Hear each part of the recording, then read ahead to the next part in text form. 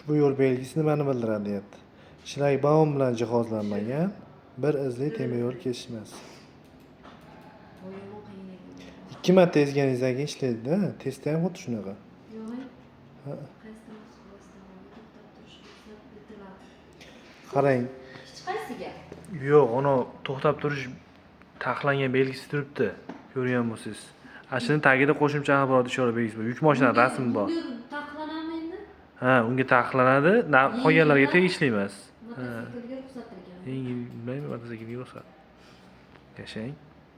Qaysi transport vositasiga harakatlanish ruxsat etiladi? O'q bilan Oldinsi bilan orqasini ko'rib turganga taqiqlanadi. Mototsikl bilan avtobusga taqiqlanyapti. Ikkita qo'lini, ikki yelkasini ko'rib turganlar bor-ku, shularga ruxsat beradi. To'g'riga o'ngga. Yengil avtomobilga to'g'riga ruxsat beradi, yuk avtomobilga ruxsat bermaydi ekan, chapga yuryapti. O'sha uchun. Demak, yengil avtomobilga ruxsat etilgan ekan.